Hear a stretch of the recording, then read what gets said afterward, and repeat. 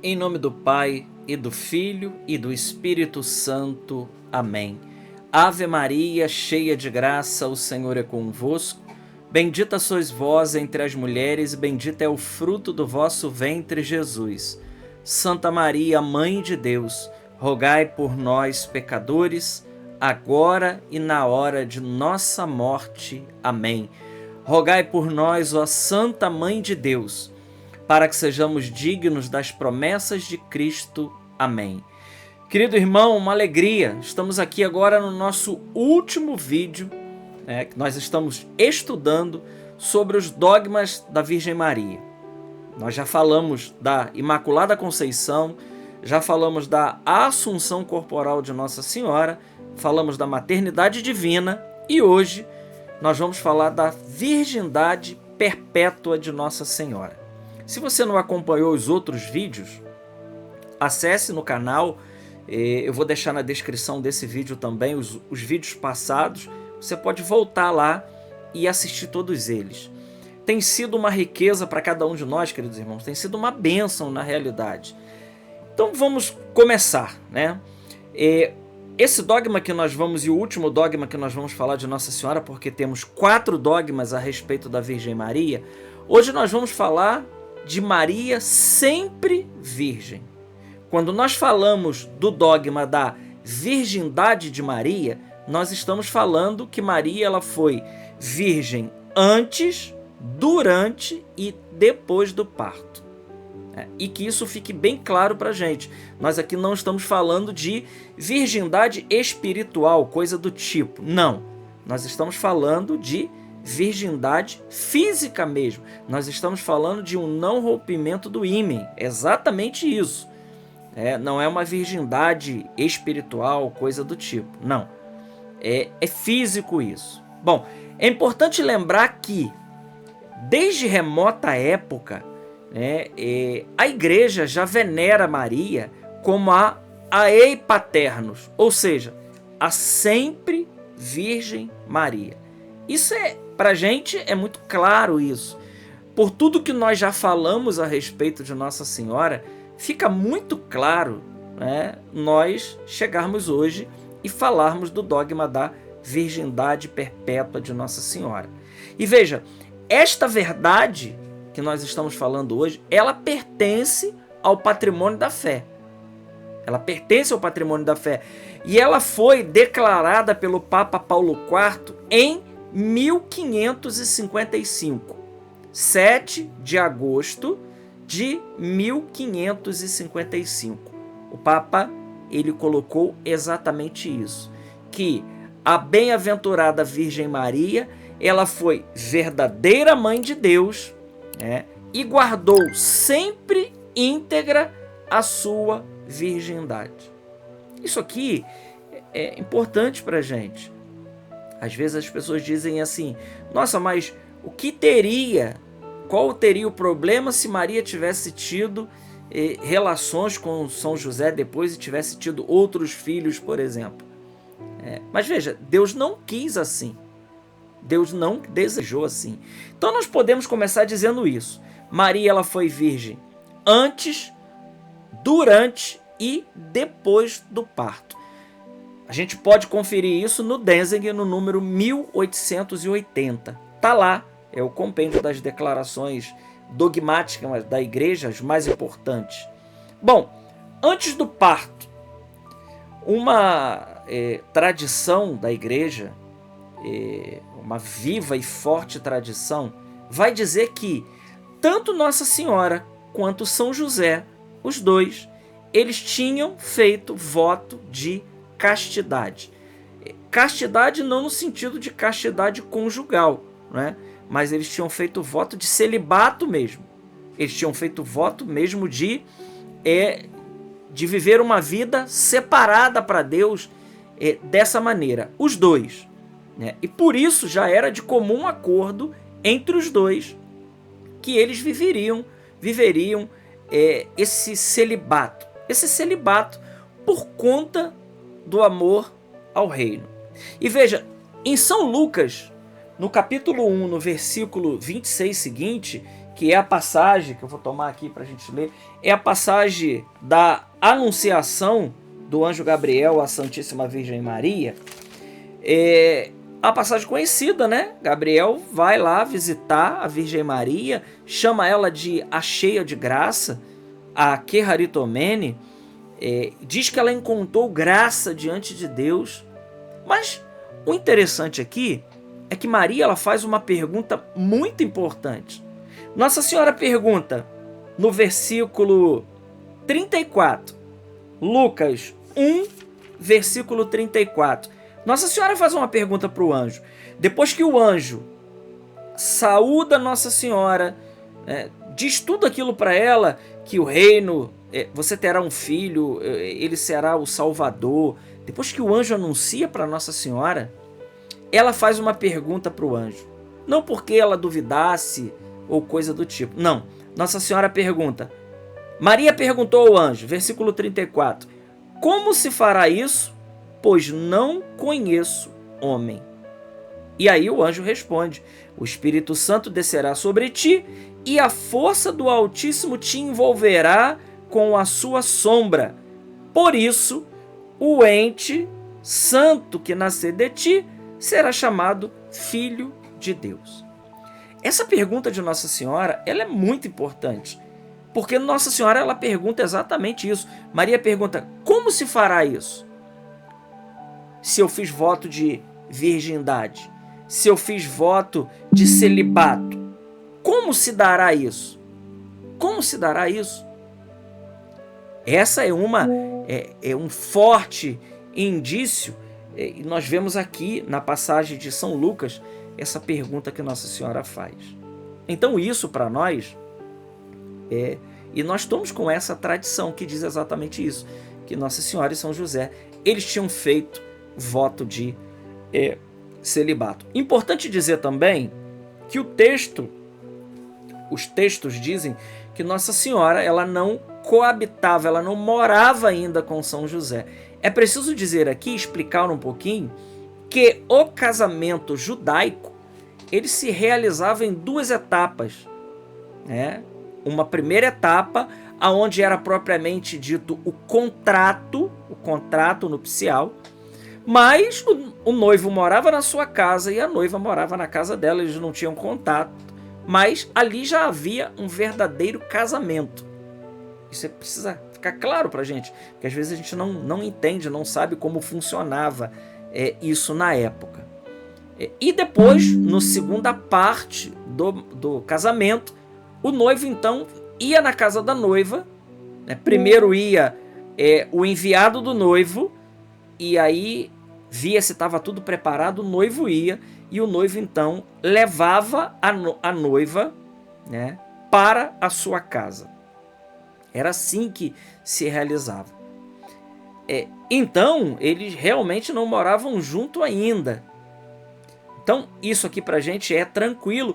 Inclusive, os reformadores protestantes, Lutero, Calvino, aceitavam isso de boa. Aqui ainda não está a complicação, né? Então, Maria, ela, de fato, ela foi virgem antes do parto.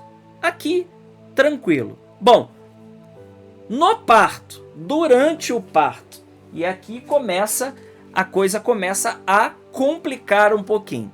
Bom, no parto, São Gregório ele vai dizer algo muito importante. Ele diz assim, o corpo do Senhor, após a ressurreição, entrou onde se achavam os discípulos passando por portas fechadas. E adquire aqui que nós estamos de acordo, tanto católicos quanto protestantes, com relação a isso, que as propriedades do corpo glorioso de Jesus fez com que ele aparecesse com uma forma de jardineiro, com uma outra forma para os discípulos de Emaús, e que ele não estava mais circunscrito às leis da física, os discípulos estavam lá no cenáculo, e Jesus aparecia lá dentro, né, e sumia também de repente. Então as leis da física já não estavam se aplicando a Jesus, porque ele estava com seu corpo glorioso. Ora, São Gregório está dizendo isso, São Gregório Magno. Ele entrou onde estavam os discípulos com porta fechada. Esse mesmo corpo que ao nascer saiu do seio fechado, manifestando-se aos olhos dos homens. Não é para admirar que o Senhor ressuscitado para viver eternamente tenha atravessado portas fechadas, visto que para morrer ele veio a nós através do seio fechado da Virgem Santíssima. Que coisa maravilhosa! É uma homilia, né, de São Gregório Magno, falando da virgindade de Maria no parto. E aqui a gente precisa dizer algo, queridos irmãos. Nós precisamos explicar e dizer que o parto de Jesus, o parto que Jesus nasce, foi um parto milagroso. Não é um parto como outros qualquer, como os outros partos. Não. Primeiro, Nossa Senhora não sentiu dor para ter Jesus. Vamos lembrar aquilo que o livro do Gênesis disse para cada um de nós, que depois do pecado original, capítulo 3, versículo 15 seguinte, que Deus fala lá: porém ódio entre ti e a mulher, entre a tua descendência e a dela, esta te ferirá a cabeça, esta te esmagará, você esmagará a cabeça e essa vai te ferir o calcanhar. Ali Deus falou: por isso você agora vai ter que, falou para o homem, tirar o sustento, né, com o suor do seu trabalho. A mulher agora vai ter os seus filhos com as dores de parto. Ora, mas isso não se aplica à Virgem Maria. Então nós precisamos entender, e desculpa dizer, irmãos, mas é gente de cabeça muito miúda acreditar que Deus possa ter aberto o Mar Vermelho, que Deus possa ter, através de Moisés que feriu a rocha, fazer sair água da rocha, que Deus possa ter tornado a água de Mara, que era amarga, em água doce, e que Deus possa ter realizado tantos outros milagres, e esse, desculpa dizer, esse pequeno milagre, Deus não iria fazer, né? De nascer de uma maneira milagrosa, Nossa Senhora não sentindo dores, não tendo derramamento de sangue, e também de uma maneira que ela continuasse intacta, virginalmente intacta. Ora, isso para nós é algo muito tranquilo. Então, nas palavras de São Gregório Magno, ele vai nos ensinar exatamente isso, né? Nos últimos decênios, alguns autores quiseram elucidar a virgindade de Maria no parto, recorrendo a explicações minuciosas de biologia. E, inclusive, tem gente hoje tentando fazer isso ainda. Não! É a fé que rasga todo esse véu. Nós cremos. Por quê? Porque ela é a Imaculada Conceição, porque ela é a Theotokos, porque é Nossa Senhora, ela é uma pessoa diferenciada. E por isso, o parto de Jesus foi um parto milagroso que deixou Nossa Senhora, mesmo assim ainda, mesmo dando à luz, virgem. Bom, e depois do parto? E aí que vem o grande problema, né? Por quê?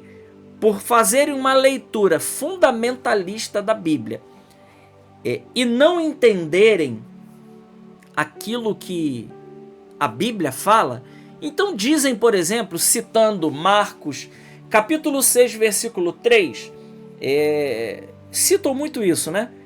Os irmãos de Jesus, os supostos irmãos de Jesus. Quem eram esses irmãos? Quem são esses irmãos de Jesus? Então, Tiago, José, Judas, Simão, além, né, das irmãs anônimas. Está lá no Evangelho de São Marcos, capítulo 6, versículo 3. Também Mateus 13, 55, fala dos supostos irmãos do Senhor. E aí, gente desavisada que lê isso, pensa logo assim, né? Então, tá vendo? Nossa Senhora, depois que teve Jesus, ela teve outros filhos. Nós dizemos, não. Nossa Senhora, ela é a Epaternos, a sempre Virgem Maria. Ela não teve. Então, quem são esses irmãos de Jesus que, principalmente aqui mais explícito, em Marcos 6, 3, diz muito isso. Quem são esses irmãos de Jesus? Bom, uma leitura atenta do texto vai nos ajudar. E se nós lermos, por exemplo, eu vou pegar aqui inclusive textualmente, se nós lermos Mateus 27, capítulo 27, versículo 56, nós vamos ver que aqui no Evangelho de São Mateus explica exatamente essa questão. Ó, Mateus 27, 56, seguinte. Diz para nós assim: entre elas se achavam Maria Madalena e Maria, mãe de Tiago e de José, e a mãe dos filhos de Zebedeu. Então, prestem atenção, irmãos, para que a gente não faça confusão. Entre elas, e aqui nós estamos falando, né, da cruz. Nós estamos falando do episódio da cruz, aonde diz lá em São João, nós vamos chegar lá em João, junto à cruz de Jesus estava a mãe de Jesus, estava a irmã da mãe de Jesus e o discípulo amado e Maria Madalena. Estavam lá. Mas nós chegaremos lá. Por ora, vamos aqui em Mateus 27, 56. Ora, se alguém cita Marcos 6,3, nós podemos citar Mateus 27, 56, que diz lá, entre elas se achava Maria Madalena, Maria, mãe de Tiago e de José. Então são esses aqui que são os supostos irmãos de Jesus. E a mãe dos filhos de Zebedeu, que é Salomé. A mãe dos filhos de Zebedeu é Salomé. Esses aqui, essa segunda Maria aqui, essa Maria, ela é parente, Ela é parente, vem a ser parente de Nossa Senhora, porque o marido dela, ele era irmão de São José. Então, por isso, esses aqui que são citados como irmãos do Senhor, na realidade, eles não são irmãos, eles são primos. Essa Maria, ela era Maria de Cleofas. Quem era Cleofas? Cleofas, no grego, ele significa Cleofas, o nome Cleofas no grego.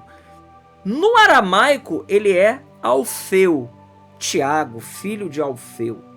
Então, está totalmente coincidindo com aquilo que nós lemos aqui. Então, esses supostos irmãos de Jesus, que Marcos capítulo 6, versículo 3 fala, está falando exatamente dos primos de Jesus, que são filhos de Maria de Cleofas, e Cleofas é Alfeu, é o mesmo que Alfeu. Então, ora na Bíblia vai falar de Alfeu, Cleofas a gente vê muito pouco. Então, era essa Maria. E ainda tinha lá Salomé, que é a mãe dos filhos de Zebedeu, Tiago e João, Tiago maior, e São João evangelista. Aqui nós estamos falando de Tiago e José. Esse Tiago e José são filhos de Maria de Cleofas. Mas no Evangelho de São João, no capítulo 19, versículo 25 seguinte, vai também nos dizer a respeito disso. E nós podemos pegar aqui diretamente na Sagrada Escritura para que a gente possa então sanar aí todas as nossas dúvidas. São João 19, 25 diz assim: junto à cruz de Jesus estavam de pé sua mãe, a irmã de sua mãe, Maria, mulher de Cleofas, e Maria Madalena. Entende?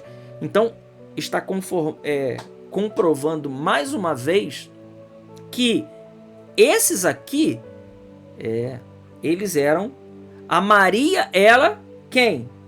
Irmã de sua mãe, Maria de Cleofas. Isso aqui está muito claro para a gente.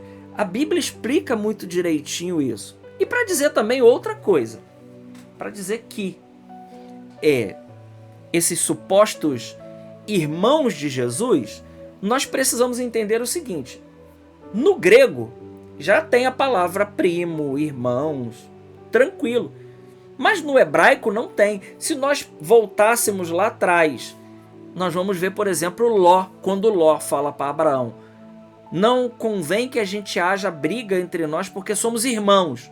Ora, Ló a descendência de Ló, está lá dizendo que ele é filho de Araão, irmão de Abraão. Ou seja, então Ló, ele é sobrinho de Abraão, mas eles se tratam lá como irmãos. Para dizer o seguinte, então, né? Nossa Senhora tem mais filhos espirituais? Muitos. A falar desse aqui, né? Esse que vos fala, filho de Maria. Né? Literalmente, né? Minha mãe chama Maria mesmo, a minha mãe da terra, mas sou filho de Nossa Senhora. Inclusive meu pai chama José, né? Sou filho de Nossa Senhora. Então Maria teve outros filhos espirituais? Sim, ela é mãe da igreja. E aquele que é filho da igreja é filho de Maria, precisa ser filho de Maria. Então, meus queridos, que isso fique claro para nós, né?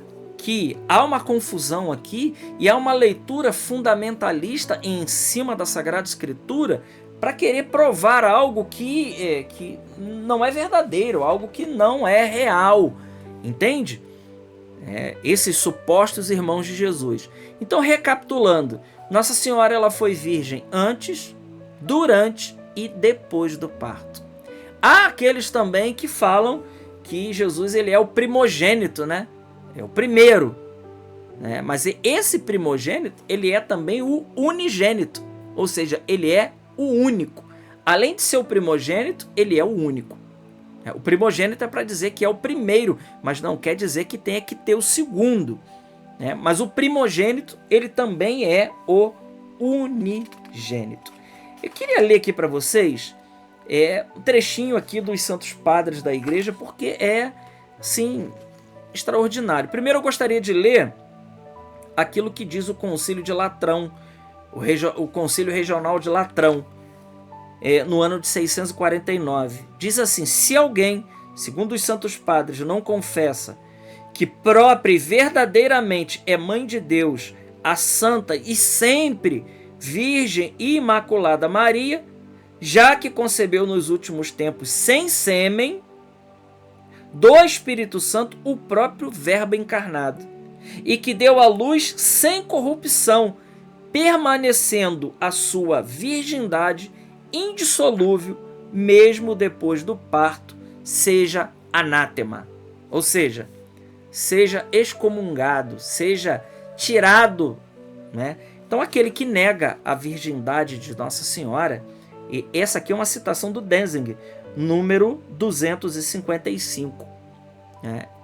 Desse concílio de Latrão, esse concílio regional de Latrão, o Papa diz isso aqui maravilhosamente. O Papa Paulo IV, em 7/8/55, como eu citei antes, ele diz: a bem-aventurada sempre Virgem Maria foi verdadeira mãe de Deus e guardou sempre íntegra a virgindade antes do parto, no parto e constantemente depois do parto. Que coisa maravilhosa. Essa é a nossa fé. Essa é a fé na Santíssima Virgem Maria que nós temos. Que nosso coração possa entender isso com uma clareza muito grande. Se a gente não compara Nossa Senhora com as outras criaturas, porque não podemos, porque ela não é igual às outras criaturas, nós conseguimos entender perfeitamente cada dogma da Santíssima Virgem Maria. Que Deus possa te abençoar, meu irmão, minha irmã, e que esses vídeos possam ter feito bem para você, que ele esteja fazendo bem para a sua vida, como tem feito para a minha. Eu peço que você que está me ouvindo agora, que você possa fazer essa mensagem chegar a outras pessoas. Você dando um like lá no canal, porque preciso fazer crescer, você se inscrevendo e você partilhando esse vídeo para muitas pessoas. Que Deus possa te abençoar, abençoar a sua vida e que a gente possa amar sempre, sempre a Santíssima Virgem Mãe de Deus. Glória ao Pai, ao Filho e ao Espírito Santo, como era no princípio, agora e sempre. Amém. Salve Maria Imaculada.